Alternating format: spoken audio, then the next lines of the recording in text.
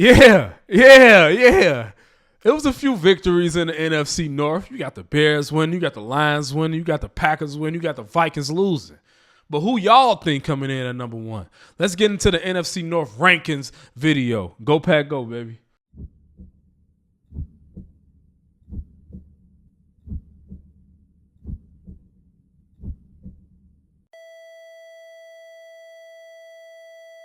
What's going on, YouTube? It's your boy Chris. I'm back with another episode of CHDB-TV, also known as CheeseHead to the DeathBed TV. Make sure to like, comment, and subscribe throughout the video. Drop some Go Pack goals, some One Prize, some Skull Vikings, some Bear Downs, and let's get this community going. Let's get this show going. I can't wait to get into today's video because you'll be surprised who I got at number one, or you might not be surprised because you know who deserves to be at number one. You know who don't. Now that we got that out the way. I hope y'all have an amazingly blessed day, though, man. I hope that God has blessed y'all with a blessed day full of protection, safety, awareness, and energy. If y'all day didn't start off on a great note, I hope that it ends on a great note. That's first and foremost. Secondly, y'all comment down below who y'all think is the lead in the NFC North right now. I know some people might say the Vikings. Psych. Some people might say the Packers. Some people might say the Bears. I think that's the main two right now. They interchangeable. I wouldn't be mad if you put the Bears at one. I wouldn't be mad if you put the Packers at one. I wouldn't be mad if either one of those went to number two. Now, we know who not going to be number one. The Lions can't be number one. The Vikings shouldn't even be in the top four. I mean, they shouldn't even be in the four rankings. They shouldn't. And before we start today's video, I just want to say anybody that's injured out of these teams, from the Bears players to the Vikings players to the Lions players to the Packers players, I pray that they all get a speedy recovery. And if they can't get a speedy recovery, I pray that they recover well and continue their career. I hate season-ending injuries. I hate career-ending injuries. And I just hope all these fellas get not injured. Definitely don't get injured. Get better. And I pray that everybody just finishes their career on an amazingly blessed note. At number 4. Y'all know damn well who we got at number 4. At number 4, it's the Minnesota Vikings. But they not even going to make the list. They not even going to make the screen because that performance they put up was unacceptable and unbelievable. You have a quarterback that threw for 87 yards, 2 interceptions, 0 touchdowns, and the best receiver in the league damn near didn't even smell the ball more than 5 times. And he didn't have over 50 yards, and your second best receiver has 0. That defense didn't look good either. That defense was getting run down, walked down. So if you ask me why the Vikings came in at number 4, that's your reason why. The offense played like Dookie. The defense played like Dookie. Brian Flores wasn't ready for Matt LaFleur this year. And Kevin O'Connell doesn't have a quarterback that can get him over the hump like he usually does. It's cool, man. JJ, I think he got a concussion now. They say he in concussion protocol, and a lot of people think he's just being benched, but I really think he did have a concussion because when he hit the ground on that one play, he was laid out, and then the next player came and yanked him up. Two plays later, I want to say, 3 plays later probably, he threw that pick to Evan Williams, and it went over his head. And even Evan Williams said that's the easiest pick I ever had. It kind of reminded me of that year when the Packers was playing the Dolphins, and then Tua got that concussion, and they put him back in the game. He threw 3 interceptions back to back, and then we won. Kind of remind me of that. Hope JJ get better though, man. But yeah, JJ was playing before that concussion. That isn't an excuse. JJ was playing ass. He was throwing nothing. I think they said in the second half the Vikings had 5 net yards passing.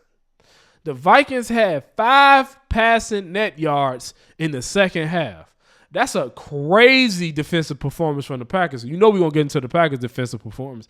But for the Vikings standpoint, that was absolutely atrocious. I can't believe they put up a showing like that, and they usually give us some go. I was giving them high praise. I was giving them, the Vikings usually give us a good game. They usually give us competition. They usually do this. They usually do that. No, not with JJ behind center. They aren't going to do that anymore. They might be looking into the quarterback market after this season. You never know.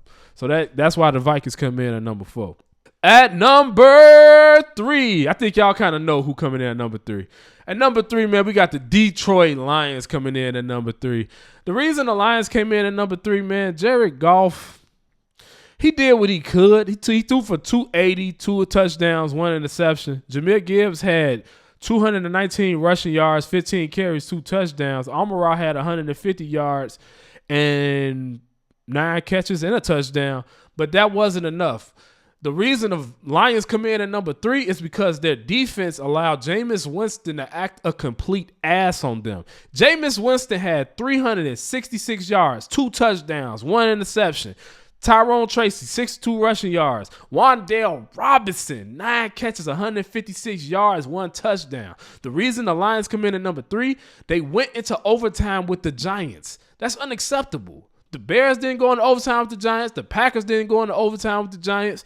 It's unacceptable. And the reason I say them, because we the two kind of juggernauts of the NFC North. I'm not going to lie. The Lions, you falling back a little bit. I don't know if it's because of Dan Campbell's play calling or the offensive coordinator's play calling, but I think Dan Campbell took over those duties anyway, so I can't even put it on dude anymore.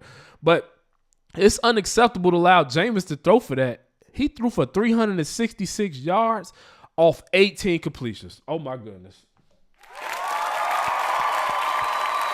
Oh, my goodness. Jameis Winston acted a complete ass, and they went to the Lions' home. They went to Detroit. They went to Ford Field. He put his feet on grass, feet on land, feet on soil, and spanked the Lions. Unacceptable play from the Lions. Defensively wise. And they had majority of their starters, right? I know I seen Brian Branch out there. Kirby Joseph probably played too. They had Jack Campbell, Meek Robinson, Aiden Hutchinson, Derek Barnes. Everybody that's on their defense that matters played. There's no excuse for that. There's absolutely no excuse for that. Yeah, y'all offense put up 34 points. Whoop-de-doo. That's what the Lions kind of do. But they didn't come as a whole. You know, when I do these rankings, if you new here, when I do these rankings, I rank them based off every level. Every level has to match. The offense, the defense, and the special teams. Defense didn't show up. Offense did, and that's why the Lions come in at number 3. At number 2, we have the Bears coming in at number 1, man, and the Packers coming in at number 1. They're going to share that number 1 spot. But first, we're going to get into why the Bears are coming in at number 1. The reason the Bears come in at number 1 is because Caleb Williams had 239 passing yards, 3 touchdowns off 19 completions. And he shared the ball to everybody. DJ Moore had 50-plus receiving yards. Rome Odunze had 50-plus receiving yards. Colston Loveland had 50 receiving yards. Everybody, he spread the ball out. He let them do what they do. Kyle Monunga had a good game too. But not only Caleb Williams was the one playing well, it was also the defense. The defense was down their whole linebacker group, and they already got injuries at the cornerbacks. That Nashawn Wright dude is tied for the most interceptions in the league. On the side of Kevin Byard, he's tied with a person that's on his team. And also, Tremaine Edmonds is also tied with, he's second behind them. So, obviously, their defense does enough without their players. So, I just want to clap it up for the Bears defense. But the Bears, man, hey, look. I think it's time to start giving the Bears, tell them they look good, man. I know the Bears been playing a hell of backups. They played Mason Rudolph, whatever the case may be. But Mason Rudolph he's been in that system for 6 years. I know he played with the Titans, I want to say, for a little period of time, for a season. But overall, Mason Rudolph knows, not the system, because they got Arthur Smith now, but he knows Mike Tomlin. He's familiar with the team overall. That's no excuse for you to throw for 171 yards. Kenneth Gainwell was killing the Bears. He had 92 rushing yards, and the leading receiver was Calvin Austin. They shut down DK, and they had Nashawn Wright on this side and somebody else on this side. They went down more linebackers behind the linebackers that were already out. So y'all have to give the Bears credit when it's due. I know we hate the Bears. I know Packers fans hate the Bears, but the Bears been doing what they're supposed to do in games they're supposed to do it in. Now, they play the Eagles this upcoming Friday. I don't think they win. I don't think they're going to beat us either game. And the way Shador playing, it might be a battle. And I think they lose to the 49ers. But that's the future talk. We talking about right now. Bears coming in at number 1, shared with the Green Bay Packers. Packers play absolutely amazing on all 3 levels. Offense was getting down the field, rushing the ball. Emmanuel Wilson had 107 yards. Jordan Love only had 139 yards, but he's dealing with an injury. Christian Watson had 50 yards receiving. Dontavia Wood smelled the ball a little bit. Defense held the Vikings to 6 points. Clap it up for the defense, man. Defense held the Vikings to 6 points. We held J.J. McCarthy to 87 yards. We held Justin Jefferson to 48 receiving yards, even with Keyshawn Nixon getting hurt. And even Brandon McManus hit 3 kicks out there. So we can clap it up for Brandon McManus also. Did an amazing job. Jordan Love did his thing. He did what was given to him. He took what was given to him. Defense, man, defense completely showed their entire ass, man. We had 31 tackles total, 5 sacks, 7 tackle for losses, man. Goodness gracious, the game goes to the defense, but the offense didn't have to do much. When you put in a team like the Vikings in that type of situation where they have to throw, that's what we like to see. That's when the boys up front get to that quarterback. There ain't no running the ball. Get to that quarterback. He's trying to throw. Especially a player like JJ that's only played 5 games in his career. It's easy to get to a player like that. That's why the Packers coming in at number 1. And also, man, Jordan Love is doing this with an injured shoulder. A shoulder that's separated. So much separated that it's a bruise on his shoulder.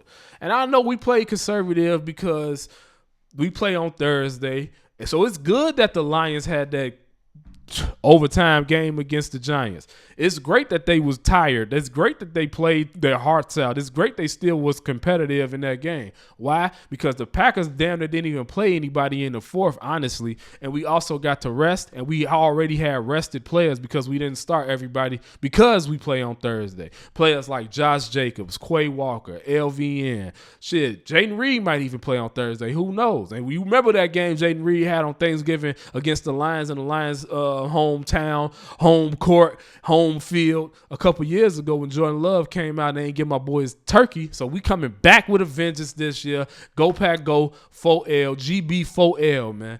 So yeah, man, that ends today's video, man. Y'all comment down below y'all rankings. Y'all like, comment, and subscribe right now if you haven't already.